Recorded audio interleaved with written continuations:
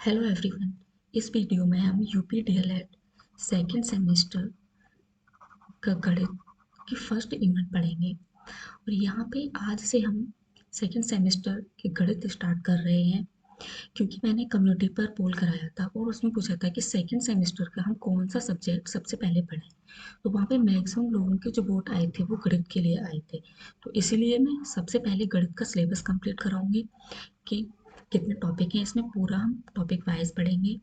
और इसका जो सिलेबस है गणित का वो मैंने लास्ट वीडियो में आपके लिए बता दिया है, तो वहाँ पे आप देख सकते हैं कि कितनी यूनिट है इसमें या कितने चैप्टर हैं और कितने चैप्टर टोटल हमें पढ़ने हैं। तो यहाँ से हम स्टार्ट करते हैं यूनिट फर्स्ट या चैप्टर फर्स्ट। तो इसमें है 3 अंकों तक की संख्याओं का लासा एवं मासा निकालना।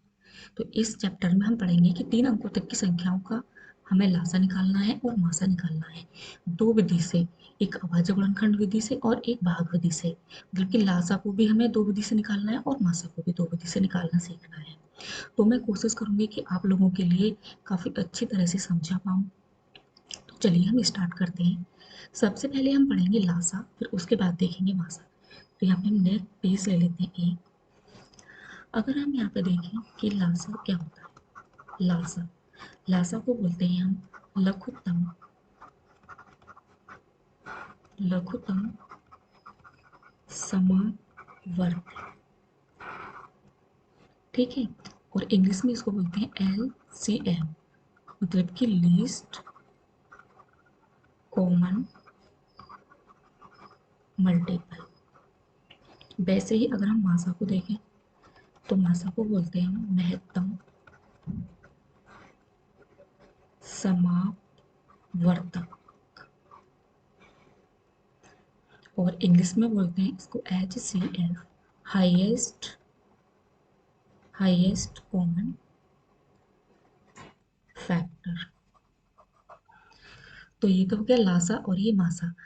तो यहाँ पे लासा होता है लघुत्तम समापवर्त और मासा होता है महत्तम समापवर्तक।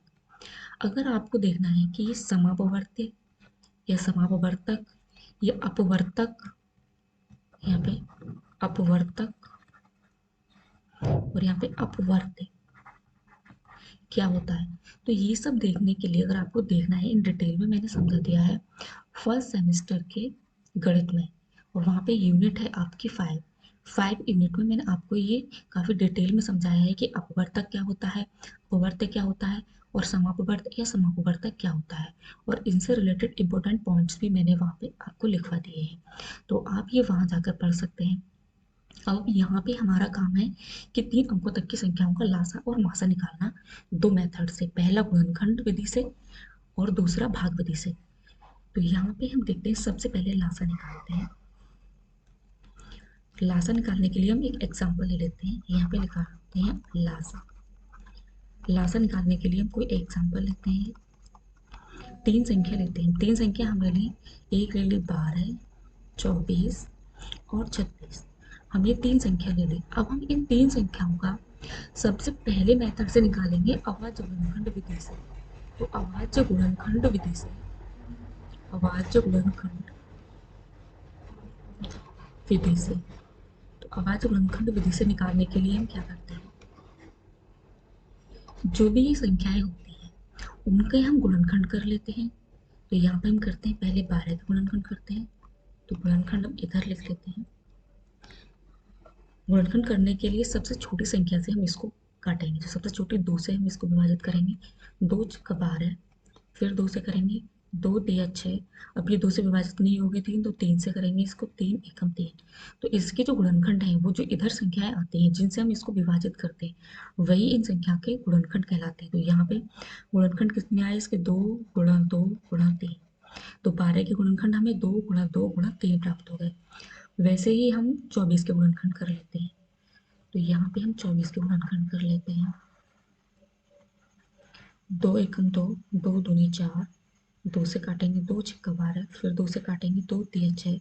अब ये 3 विभाजित नहीं होगा 2 से, फिर 3 से करेंगे, 3 एकम 3।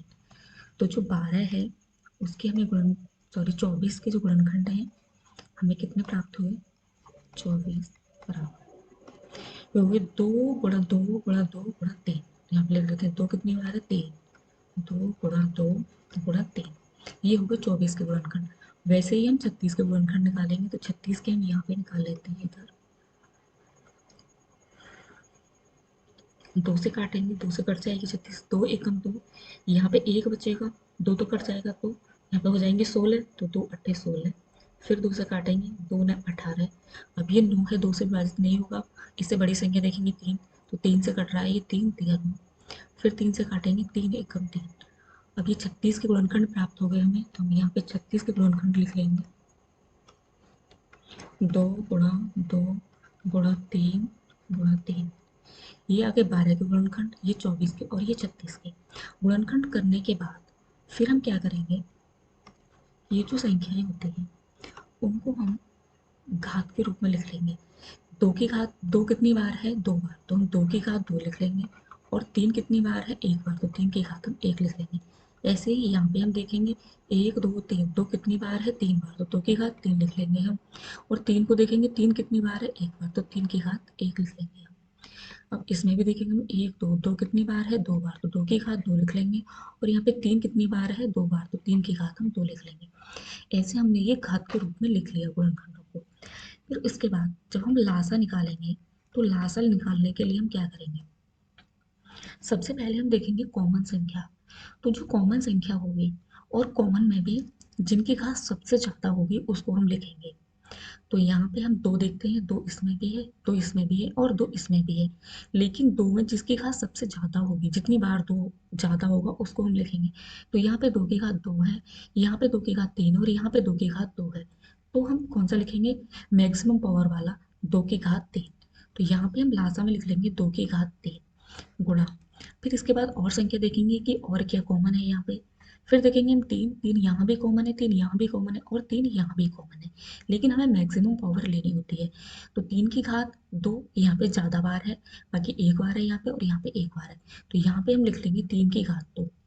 तो ये जो संख्याएं कॉमन के आएंगी यहाँ पे और जिनकी पावर सबसे ज़्यादा है उसको हम ला, यहाँ पे हमने ये लिख लिया। अब इसके बाद हम इसको लिख लेंगे, 3 कितनी बार है, 2 बार, तो 2 गुणा 2 गुणा 2।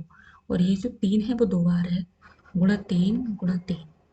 अब हम इनका आपस में गुणा कर लेंगे और गुणा करने के बाद जो भी गुणनफल हमें प्राप्त होगा वह इन तीनों संख्याओं का लासा होगा। तो यहाँ पे हम गुणा करते हैं, 2 दूनी 4 दूनी 8 तिया 24 और 24 तिया 72। तो यहाँ पे इन संख्याओं का जो लासा है तीनों का, वो हमें 72 मिला। तो इन तीनों संख्याओं का जो लासा है वो कितना आएगा, 72। 12 24 और 36 का लासा हमें 72 प्राप्त होगा। मतलब कि इन जनरल अगर मैं बताऊं कि लासा कैसे निकालते हैं, जैसे यहाँ पे 3 संख्याएं हैं, तो सबसे पहले कॉमन संख्या देखेंगे हम। तो उन कॉमन संख्याओं में जिसकी घात सबसे ज़्यादा होगी उसको लिखेंगे। उसके बाद जो संख्या कॉमन नहीं है उसको भी हम लिख लेते हैं, क्योंकि जो कॉमन होती है संख्याएं उनकी सबसे ज़्यादा घात होती है, उसको लिख लेते हैं। बाकी जो संख्याएं कॉमन नहीं होती तो उनको भी हम लिख लेते हैं, लेकिन यहाँ पे सारी संख्याएं कॉमन है। मैं और क्वेश्चन आपको कराऊंगी जिसमें बताऊंगी कि अगर संख्या कॉमन नहीं होती है तो उनको भी हम साथ में लिख लेते हैं। तो यहाँ पे आया अवाच्य गुणनखंड विधि से लासा हम कैसे निकालते हैं। तो आई होप कि आपकी समझ में आया हो। यहाँ तो हमने निकाला अवाच्य गुणनखंड विधि से लासा। अब हम नेक्स्ट निकालेंगे लासा सेकंड मेथड से, जो कि है भाग विधि से। तो चलिए यहाँ पे हम सेकंड मेथड से लिख लेते हैं, भाग विधि से, भाग विधि से लासा। तो हम 3 संख्या ले लेते हैं, अभी जो ली थी उन्हीं को ही, 12 24 और 36। भाग विधि से निकालने के लिए हम क्या करते हैं, तीनों संख्याओं को लिख लेंगे ऐसे 36। फिर उसके बाद क्या करेंगे हम, इन तीनों संख्याओं को काटेंगे सबसे छोटी संख्या से, 2 से। अगर 2 से नहीं कटती है तो 3 से, फिर 4 से, 5 से, ऐसे। तो सबसे पहले हम 2 से काटेंगे इसको, तीनों संख्याओं को। तो 2 छक्का 12 ये कट रही है, ठीक है। 2 एकम 2 और 2 दूनी 4 ये भी कट रही है, 2 एकम 2 और यहाँ पे 2 अट्ठे 16। अब फिर से 2 से काटेंगे, 2 तिया 6, 2 छक्का 12 और 2 नैम 18। अब हम यहाँ पे देखेंगे, हाँ 2 से अभी 6 और कट रही है, 2 3 नहीं कट रहा तो 3 का 3 ऐसे ही लिख लेंगे। मतलब जो संख्या विभाजित नहीं होती है उसको हम जगह में नीचे लिखते चले जाते हैं। 3 6 विभाजित हो रही है तो 3 2 तिया 6। तो यहाँ पे 9 नहीं हो रहा है तो 9 का 9 लिख रहे हैं ऐसे। अब हम देखेंगे ये संख्या किससे विभाजित हो रही है, भाई 3 से हो रही है तो हम 3 से करेंगे। 3 एकम 3 और 3 एकम 3 और 3 तिया 9। फिर से 3 से करेंगे, जब तक हम विभाजित करते हैं जब तक कि हमें एक एक प्राप्त नहीं हो जाए। तो यहाँ पे 1 है, 2 लिख लिया, यहाँ पे 1 लिख लिया, यहाँ पे 3 है, ये 3 एकम 3 ये विभाजित हो गया इससे। अब क्या करेंगे, जब हम सारी संख्याओं को विभाजित कर लेते हैं उसके बाद जो भी संख्या इधर हमें प्राप्त होती है ये इन संख्याओं का लासा होता है। अगर हम इन संख्याओं के आपस में गुणा करके लिखें तो ये जो तीनों संख्याएं हैं इनका हमें लासा प्राप्त होगा। तो कैसे करते हैं, यहाँ पे हम लासा लिख लेते हैं, लासा। तो जो भी संख्या यहाँ आई कितनी है, 1 2 3, तो कितनी बार है, 3 बार, 2 गुणा 2 गुणा 2। 3 कितनी बार है, 1 और 2, 3 गुणा 3। तो इनका आपस में हम गुणा करेंगे तो 2 दूनी 4 दूनी 8 तिया 24 तिया 72। तो इनका जो लासा आया है वो आया है 72। तो भाग विधि से हमने लासा निकालना देख लिया और पहले देखा था हमने अभाज्य गुणनखंड विधि से, तो वहां भी हमें 72 प्राप्त हुआ था और यहाँ भी 72 में प्राप्त हुआ है। तो भाग विधि से हम ऐसे कर लेंगे कि संख्याओं को लिखेंगे फिर उनको विभाजित करेंगे, जो भी संख्या यहाँ पे हमें प्राप्त होती जाएंगी जिनसे हम विभाजित कर रहे हैं वही उन संख्याओं का लासा होगा। तो यहाँ पे 12 24 और 36 का जो हमें लासा प्राप्त हुआ वो हुआ 72। अगर हम एक पॉइंट लिखें लासा के लिए कि लासा क्या होता है तो हम यहाँ पे लिख लेते हैं, लासा वह संख्या होती है, मतलब लासा वह संख्या होती है जो दी हुई, जो दी हुई संख्याएं, जो संख्याओं का हम लासा निकाल रहे हैं जैसे 12 24 36 है, यहाँ पे दी हुई संख्याओं से पूर्णता पूर्णता विभाजित हो जाए या कट जाए, विभाजित हो जाए। मतलब कि जो भी लासा आए उन संख्याओं का वह उन संख्याओं से पूर्णतः विभाजित हो जाना चाहिए। तो यहाँ पे अगर हम देखें कि जो 72 आया है लासा इनका, अगर हम विभाजित करके देखें इनको इन तीनों संख्याओं से ये पूर्णतः विभाजित होना चाहिए। तो यहाँ पे 72 है, अगर हम पहले 12 से विभाजित करेंगे तो 12 से काटें तो 12 छः 72 कट रहा है। अगर हम फिर 72 को अगर 24 से काटें तो 24 दिया 72 ये भी विभाजित हो रहा है। अगर हम 72 को 36 से करें तो 36 दूनी 72 ये भी विभाजित हो रहा है। तो मतलब लासा की अगर डेफिनेशन लिखनी हो वैसे आती नहीं है लेकिन हमें पता होनी चाहिए वह संख्या होती है जो दी हुई संख्याओं से पूर्णतः विभाजित हो जाए। तो यहाँ पे हो गया हमारा कि लासा निकालना। यहाँ पे हमने देख लिया पहले अभाज्य गुणनखंड विधि से लासा निकालना और दूसरा हमने देख लिया कि भाग विधि से लासा निकालना। तो यहाँ पे हमारा ये लासा जो भी है, तो यहाँ पे हमारा लासा कंप्लीट होता है कि कैसे हमें तीन संख्याओं का, ऐसे ही हम तीन से ज़्यादा संख्याओं का भी लासा निकालना सीख सकते हैं इसी मेथड से। अब देखेंगे हम भाग विधि और गुणनखंड विधि से मासा निकालना। यहाँ पे हमने लासा निकालना सीखा तो चलिए यहाँ पे हम मासा देखते हैं। ये ऊपर कर देते हैं थोड़ा, यहाँ पे निकालेंगे हम मासा। तो पहला मेथड लेते हैं हम अभाज्य गुणनखंड, अभाज्य गुणनखंड।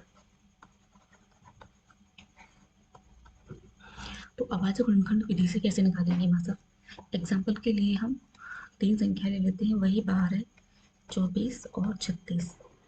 अब इनका अभाज्य गुणनखंड विधि से कैसे निकालेंगे, सबसे पहले ये जो संख्याएं होती हैं जैसे हमने पहले इनके गुणनखंड निकाले थे लासा निकालने के लिए, बस वैसे ही इनके गुणनखंड निकालने हैं। 12 के निकालेंगे, 2 छक्का 12, अभी जैसे हमने किया था 2 तिया 6 और 3 3 एकम 3। तो इस 12 के जो गुणनखंड है वो हमें कितने प्राप्त हुए, 2 गुणा 2 गुणा 3। वैसे ही हम निकाल लेंगे 24 के, 2 एकम 2 और 2 दूनी 4, फिर 2 से काटेंगे, 2 छक्का 12, फिर 2 से काटेंगे, 2 तिया 6, फिर 3 से काटेंगे, 3 एकम 3। तो अगर हम देखें कि 24 के जो गुणनखंड है वो हमें प्राप्त हुए 2 गुणा 2 गुणा 2 गुणा 3। वैसे ही हम अगर 36 के निकालें तो 36 के हमें गुणनखंड प्राप्त होंगे, यहाँ पे निकाल के देख लेते हैं। 2 से काटेंगे, 2 एकम 2, 2 अट्ठे 16, फिर 2 से काटेंगे, 2 ने 18, फिर 3 से विभाजित करेंगे, 3 तिया 9 और फिर 3 से विभाजित करेंगे, 3 एकम 3। तो यहाँ पे जो 36 के हमें गुणनखंड प्राप्त हुए हैं वो हुए हैं 2 × 2 × 3 × 3। तो यहाँ पे हमने 12 के गुणनखंड भी लिख लिए, 24 के भी और 36 के भी। इसके बाद हम क्या करेंगे, इनको हम घात के रूप में लिख लेंगे। तो यहाँ पे कितनी है, 2 की घात 2 गुणा 3 की घात 1। यहाँ पे देखेंगे 2 की कितनी बार है, 3 बार, 2 की घात 3 गुणा 3 कितनी बार है, 1, तो 3 की घात 1। यहाँ पे लिखेंगे 2 की घात 2 गुणा 3 कितनी बार है, 2, तो 3 की घात 2। अब मासा निकालने के लिए हम क्या करते हैं, यहाँ पे निकालते हैं मासा। तो मासा निकालने के लिए क्या करेंगे, जो भी पहले देखेंगे कॉमन संख्या है। तो जैसे हमने यहाँ पे देखी कॉमन संख्या 2, 2 इसमें भी कॉमन है, इसमें भी कॉमन है और इसमें भी कॉमन है, और 3 इसमें भी कॉमन है, इसमें भी और इसमें भी।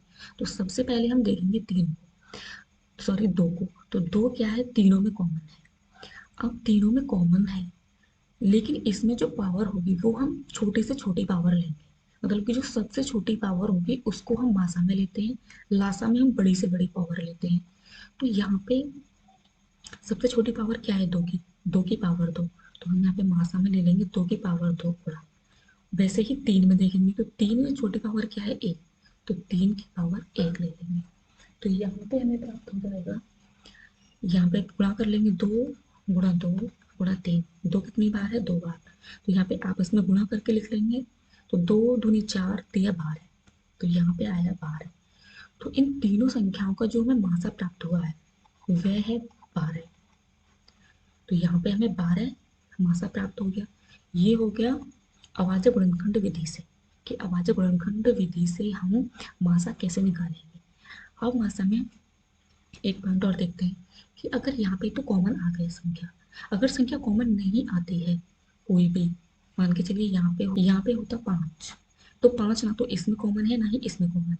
तो जब 5 किसी में कॉमन नहीं है तो हम मासा में 5 को नहीं लिखते, और लासा में हम इसको लिख लेते हैं कि 5।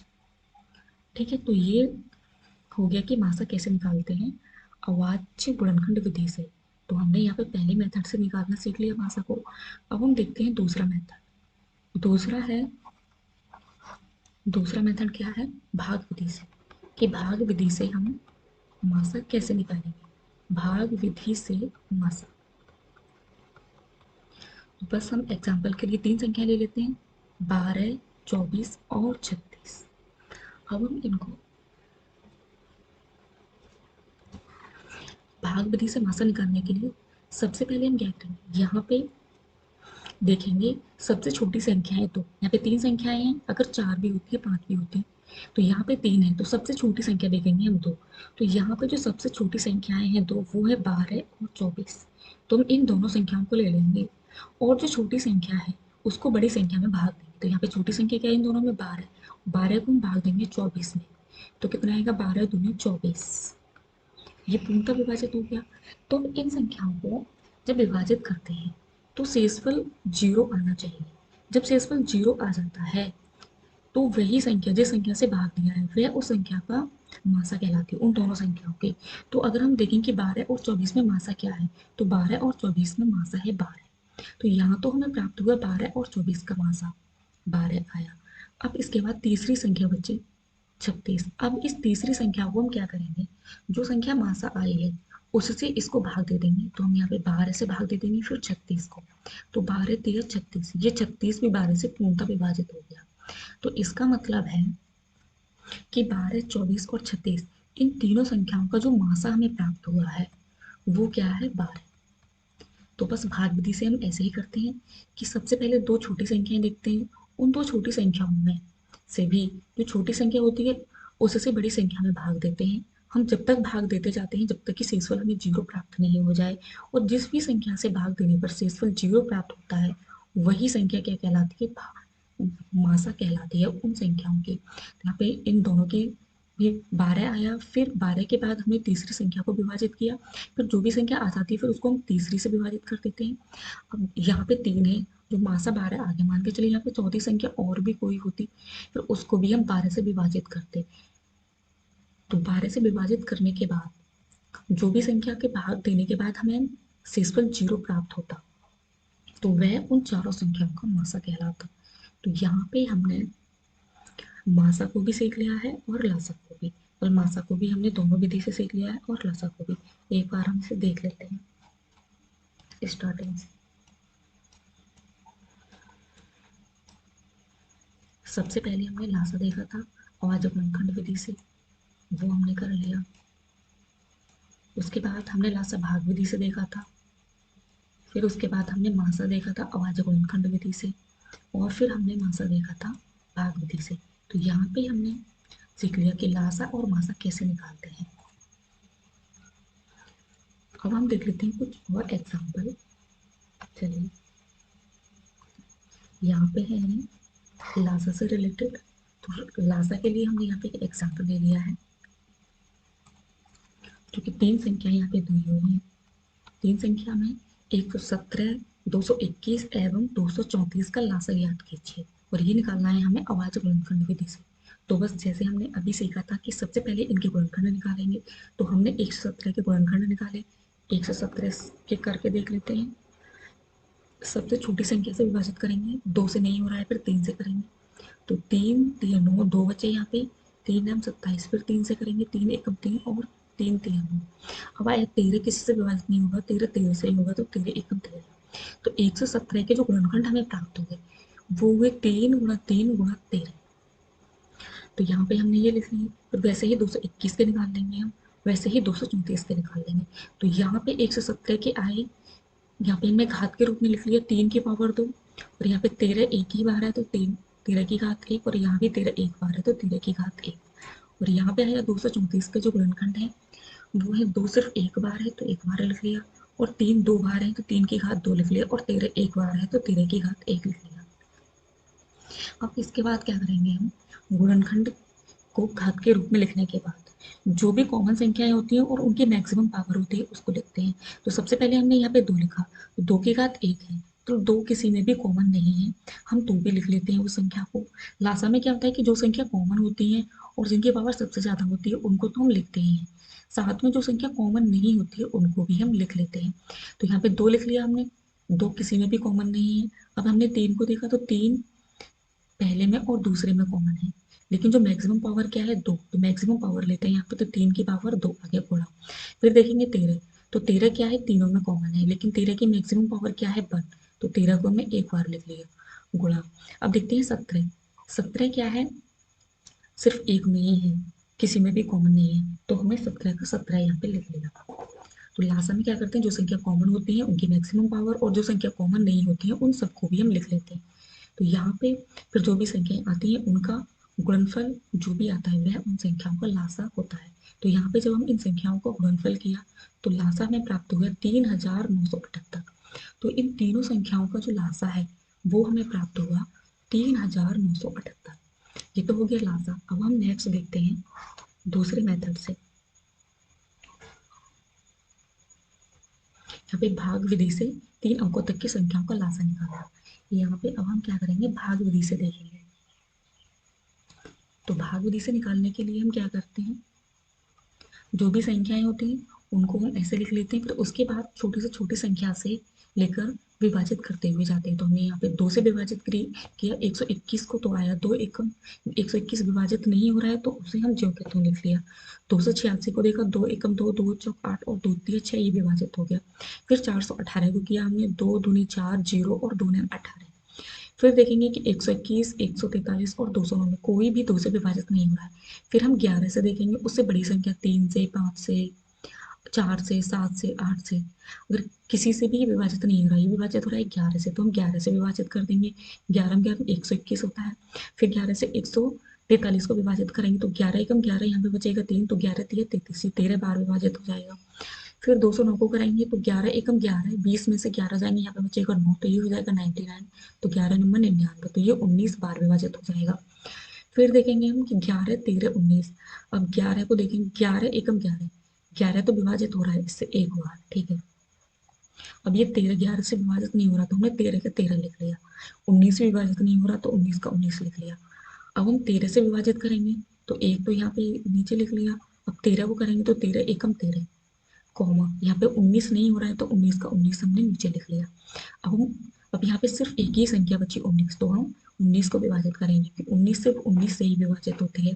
तो यहाँ पे 1, अब यहाँ पे 19 को करेंगे हम, तो 19 एक 19। तो यहाँ पे ये जो संख्याएं हैं जब तक विभाजित करते जाते हैं जब तक कि हमें एक एक प्राप्त नहीं हो जाए, मतलब कि संख्या पूरी विभाजित नहीं हो जाए। फिर विभाजित करने के बाद जो भी यहाँ पे संख्याएं आती हैं उनका हम आपस में गुणा करके लिख लेते हैं, और आपस में गुणा करके लिखने के बाद जो भी हमें गुणनफल प्राप्त होता है वही उन संख्याओं का लासा होता है। तो हमने यहाँ पे ये जो भी संख्या आई 2 × 11 × 11 × 13 × 19, तो इनका हमने आपस में गुणा कर लिया, और गुणा करने के बाद जो जो हमें गुणनफल प्राप्त हुआ वो हुआ 59,774। तो यहाँ पे जो लासा आया है इन तीनों संख्याओं का वो आया है 59,774। मतलब कि जो तीनों संख्याएं हैं 121, 286 और 418 का लासा हमें प्राप्त हुआ है 59,774। तो ऐसे हम भागफल से लासा निकाल देंगे बड़ी संख्याओं का, और चार मतलब चार संख्याओं का भी निकाल सकते हैं, कितनी भी संख्याओं का हम ऐसे ही निकाल सकते हैं। तो ये तो हो गया लासा, निकालना सीख लिया हमने गुणनखंड विधि और भाग विधि दोनों से। अब हम देखेंगे कि मासा कैसे निकालते हैं। तो चलिए यहाँ पे देख लेते हैं मासा। यहाँ पे हमने एग्जाम्पल ले लिया है, तो तीन संख्याएं ले ली है हमने यहाँ पे। पहले ये 120, 144 और 204। इनको क्या करेंगे, बस वैसे ही गुणनखंड करेंगे। पहले गुणनखंड अभाज्य गुणनखंड विधि से निकालेंगे हम मासा। तो मैं एक संख्या को गुणनखंड करके दिखा देती हूँ, 120। 120 का जब हम गुणनखंड करेंगे तो कैसे करेंगे, दो से, 2 × 12 0, दो से फिर काटेंगे, 2 × 6 और 0, दो से फिर विभाजित करेंगे, 2 × 1 = 2 और 2 पंजे 10, और 15 2 से विभाजित नहीं हो रहा तो फिर 3 से करेंगे, 3 पंजे 15, फिर 5 से करेंगे, 5 × 5। तो जो 120 है उसका हमें जो गुणनखंड है वो कितने प्राप्त हुए हैं,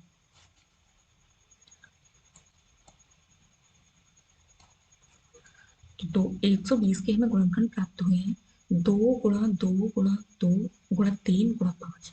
तो यहाँ पे तीन, दो कितनी बार है, 3 बार, और 3 एक बार और 5। ठीक है, वैसे ही हम 144 के गुणनखंड कर लेंगे। तो 144 के गुणनखंड हमें कितने प्राप्त हुए हैं, 2 × 2 × 2 × 2 × 3 और × 3। वैसे ही हम 204 के निकाल लेंगे, तो 204 के कितने होंगे, 2 × 2 × 3 × 17। ये 204 के गुणनखंड हमें प्राप्त हो जाएंगे। अब क्या करेंगे, सबसे पहले देखेंगे हम इनमें की क्या क्या कॉमन है। तो यहाँ पे अगर हम पावर में लिखना चाहें तो पावर में लिख के कर लेते हैं। जैसे 2 कितनी बार है, 1 2 3, 2 है 3 बार, गुणा 3 और गुणा 5, 3 कितनी बार है, 1 बार, और 5 कितनी बार है, 1 बार। वैसे ही हम यहाँ पे लिख लेते हैं इसको, 2 इसमें कितनी बार है, 144 में 1 2 3 4, 4 बार, तो 2 की घात 4 हो गया, गुणा यहाँ पे 1 2, 3 कितनी बार है, 2 बार। वैसे ही अगर हम यहाँ पे देखें 1 2, 2 कितनी बार है, 2 बार, गुणा यहाँ पे कितना है, 3, और गुणा 17 कितनी बार है, 1 बार। अब मासा में हम क्या करते हैं, कॉमन संख्याएं देखते हैं, और उन कॉमन संख्याओं में जिन जिस भी संख्या की पावर सबसे कम होती है उसको हम लेते हैं। तो HCF में क्या लेते हैं, हाईएस्ट कॉमन फैक्टर। सब बड़े से बड़ा जो कॉमन फैक्टर होता है उसको हम लेते हैं। जैसे यहाँ पे 2 की घात सबसे कम क्या है, 4, 2 की घात सॉरी 2, 2 की घात 2 जो है वो सबसे कम है यहाँ पे, और यहाँ पे 2 की घात 4 और यहाँ पे 2 की घात 3 है। इसका मतलब होता है कि 2 की घात 2, 2 की घात 2 जो है वो 4 में भी आ रही है, 2 की घात 4 में भी, और 2 की घात 3 में भी आ रही है, 2 की घात 2। क्योंकि अगर हम 2 की गुणा करें 2 बार तो कितना आ जाएगा, 4। तो 4 ऐसी संख्या है जो इसमें भी कॉमन आ रही है और इसमें भी, मतलब 4 ऐसी बड़ी संख्या है, इससे बड़ी और कोई संख्या नहीं है 2 के गुणा में जो इन संख्याओं तीनों में कॉमन आए। अगर हम 2 की पावर 3 ले लेते हैं तो 8 हो जाएगा। तो 8 के कॉमन आ रहा है, इसमें कॉमन आ रहा है, ठीक है 8, लेकिन इसमें भी कॉमन आ रहा है, लेकिन इसमें कॉमन नहीं आ रहा है 8। मासा में हम वो संख्या लेते हैं जो कॉमन आए और सबसे बड़ी हो। अब यहाँ पे क्या हुआ, हमने 2 की घात 2 ले लिया, 2 × 2 गुणा। अब हम देखेंगे कि क्या संख्या इनमें कॉमन आ रही है तीनों में। तो यहाँ पे 3 देखते हैं, यहाँ भी कॉमन आ रही है, 3 यहाँ भी कॉमन आ रही है, और 3 यहाँ भी कॉमन आ रही है। तो 3 की घात छोटी लेंगे, तो 3 की घात 1 क्या है, सबसे छोटी है यहाँ पे 3 की घात 2 है, तो हम यहाँ पे 3 की घात 1 या 3 को एक बार लिख देंगे। फिर उसके बाद हम और देखेंगे कि कॉमन है क्या। तो जैसे 5 देखी हमने, तो 5 इसमें है लेकिन इसमें कॉमन नहीं है, ना ही इसमें है। तो हम ना तो 5 को लिखेंगे, ना ही हम 17 जो है 17 और किसी में कॉमन नहीं है, ना ही 17 को लिखेंगे। मासा में क्या करते हैं, जो भी संख्या कॉमन होती है उसकी छोटी घात लेते हैं, और जो संख्या कॉमन नहीं होती है उसको हम नहीं लिखते हैं। लेकिन लासा में हम उस संख्या को लिख लेते हैं जो कॉमन नहीं होती है, और जो कॉमन होती है उनकी घात सबसे ज़्यादा बार आती है उसको लिखते हैं। तो यहाँ पे कॉमन कितना आया, 2 की घात 2 और 3 की घात 1। तो हमने यहाँ पे मासा में लिख लिया 2 गुणा 2 गुणा 3। तो इनका आपस में गुणा करेंगे, 2 दूनी 4 दिया 12। तो इन तीनों संख्याओं को जो हमें मासा प्राप्त हुआ वो मिला 12। तो यहाँ पे तीनों संख्याओं का मासा गुणनखंड विधि से हमने निकालना सीख लिया। अब देखेंगे नेक्स्ट है कि मासा को हम भाग विधि से कैसे निकालते हैं। तो चलिए यहाँ पे भाग विधि से देख लेते हैं।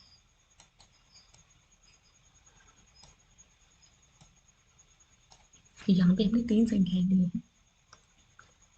पहले है 36, 54 और 81। इन तीनों संख्याओं को हम भाग विधि से मासा निकालना सीखेंगे। तो क्या करेंगे, वही जो मैंने पहले बताया कि सबसे छोटी संख्या देखेंगे 2। तो यहाँ पे सबसे छोटी इन तीनों में 2 संख्या कौन सी है, 36 और 54। फिर इन दोनों संख्याओं में जो छोटी संख्या होगी उससे भाग देंगे बड़ी संख्या में। तो यहाँ पे 36 छोटी संख्या है, इसे यहाँ पे 36 जो छोटी संख्या है, और जो 54 है वो बड़ी संख्या है। तो हम 54 में भाग देंगे 36 से। इसमें भाग देंगे पहले, 36 एक बार जाएगा, तो 36 एकम 36 लिख लिया। तो उसके बाद हम इसको घटाएंगे, यहाँ पे 14 में से 6 जाएंगे, यहाँ पे 4 है, इधर से एक इधर कैरी ले लेंगे, तो यहाँ पे 14 हो जाएगा, 14 में से 6 जाएगा तो 8 बचेगा। यहाँ पे कितने बच्चे, 4, 4 में से एक जाए 3 जाएंगे, बचेगा 1। अब आगे ये 18। इसके बाद क्या करते हैं, ये संख्या जो आगे 18 है, उसके बाद ये जो संख्या होती है जिससे हमने पहले भाग दिया था 36, उसको हम यहाँ पे लिख लेते हैं 36। यहाँ पे 36 हमने यहाँ लिख लिया। अब हम इसको भाग देंगे फिर से। तो हम जब तक भाग देते जाते हैं जब तक कि हमें शेषफल 0 प्राप्त नहीं हो जाए। तो 18 को अगर हम 36 में भाग देंगे तो कितनी बार जाएगा, 18 दूनी 36। तो यहाँ पे 36 पूरा पूरा कट गया 18 से। तो यहाँ पे जो मासा आता है वो वह संख्या होती है कि जिस संख्या से भाग देने पर शेषफल 0 प्राप्त हो। तो यहाँ पे 18 से हमने जब 36 में भाग दिया तो हमें शेषफल 0 प्राप्त हुआ है। तो यहाँ पे 18 क्या हुआ, 36 और 54 इन दो संख्याओं का मासा हुआ 18। 36 और 54 का मासा हमें प्राप्त कितना हुआ, 18। अब ये तो दो संख्याओं का मासा हो गया। वैसे ही हम अब क्या करेंगे, यहाँ पे 18 इसका मासा आ गया दो संख्याओं का। अब बची तीसरी संख्या। अब जो मासा आया है हमारा उस संख्या से फिर से हम भाग देंगे जो तीसरी संख्या है उससे। चलिए फिर देखते हैं। यहाँ पे हम भाग देते हैं 18 से। 18 से हम भाग देंगे तीसरी संख्या क्या, 81। अगर हम 81 में भाग देंगे 18 से तो 18 चौक 72 4 बार जाएगा। अब हम इसको घटा लेंगे, यहाँ पे 11 में से 2 जाएंगे तो 9 बचेंगे। यहाँ पे 7 और 7 यहाँ पे 0, ठीक है। अब ये 9 बचे। 9 बचने के बाद अगर यहाँ पे शेषफल 0 आ जाता, अगर ये संख्या मान के चलिए 72 होती यहाँ पे तो ये पूरे विभाजित हो जाती, तो यहाँ पे शेषफल 0 हो जाता। तो जो हमारा मासा था वो हमें 18 प्राप्त हो जाता तीनों संख्याओं का। लेकिन यहाँ पे शेषफल 0 नहीं आया, यहाँ पे शेषफल आया 9। फिर क्या करेंगे, ये जो 9 आया है शेषफल उससे हम फिर इस वाली संख्या में भाग देंगे। तो इस 18 को हमने अभी भाग दिया था 18 से, तो 18 को हम यहाँ लिख लेंगे। फिर हम 9 से 18 में भाग देंगे तो 9 दूनी 18। अब ये पूर्णतः विभाजित हो गया, मतलब कि 18 में से 18 जाएगा तो 0। तो जो शेषफल है हमें 0 प्राप्त हुआ यहाँ पे। तो इसका मतलब क्या हुआ कि 9 से भाग देने पर हमें शेषफल 0 प्राप्त हुआ। इसका मतलब कि इन तीनों संख्याओं का जो मासा है वो हमें 9 प्राप्त हुआ। मतलब कि लास्ट वाली जो संख्या होती है जिससे भाग देने पर शेषफल 0 प्राप्त होता है वही इन उन संख्याओं का मासा कहलाता है। तो यहाँ पे 36, 54 और 81 का जो मासा है वो हमें 9 प्राप्त हुआ। तो यहाँ पे 36, 54 और 81 का जो मासा हमें 9 प्राप्त हो गया। ऐसे ही हम और भी संख्याओं का मासा निकाल सकते हैं। यहाँ पे हमने 3 संख्याओं का निकाला, 4 का, 5 का। जबकि जो मासा हमें प्राप्त होता जाएगा उससे नेक्स्ट संख्या में मान के चलिए यहाँ पे फोर्थ संख्या और कोई सी होती तो उससे हम उस संख्या में फिर 9 से भाग देते। 9 से भाग देने के बाद अगर शेषफल 0 प्राप्त हो जाता तो 9 ही उन चारों संख्याओं का मासा होता। अगर शेषफल 0 प्राप्त नहीं होता फिर से जो शेषफल आया था उस संख्या कोई भी संख्या आ जाती, फिर से हम 9 में फिर से भाग देते उस संख्या को। तो जहाँ शेषफल 0 हमें प्राप्त हो जाए वही संख्या, मतलब कि जिस संख्या से भाग देने पर हमें शेषफल 0 प्राप्त हो जाए वही संख्या उन संख्याओं का मासा कहलाती है। तो इस चैप्टर में हमने देखा कि लासा निकालना और मासा निकालना दो विधि से, पहला गुणनखंड विधि से और दूसरा भाग विधि से। तो आई होप कि आपकी समझ में आया होगा कि कैसे हम मासा और लासा निकालते हैं भाग विधि और गुणनखंड विधि से। अगर आपको मेरे पढ़ाया हुआ थोड़ा भी समझ में आया तो प्लीज़ कमेंट करके बताइए, उससे कि मुझे थोड़ा मोटिवेशन मिलेगा तो मैं और अच्छी तरह से आपको समझा पाऊंगी। Thank you.